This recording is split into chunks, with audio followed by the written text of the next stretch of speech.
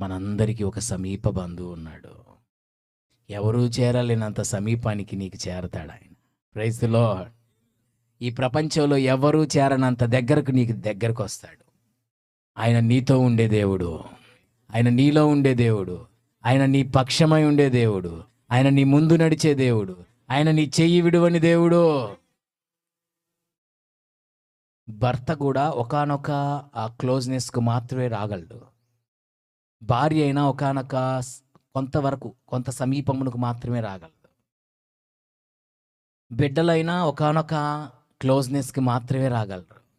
కానీ ఎవరూ రానంత సమీపమునకు నీకు చేరగలిగిన వాడు ఈ సమీప బంధువు అనే యేసు క్రీస్తు. ఎవరూ రానంత దగ్గరకు నీకు రాగలడు. ఎవరూ సమీపించనంత నిన్ను సమీపించగలడు.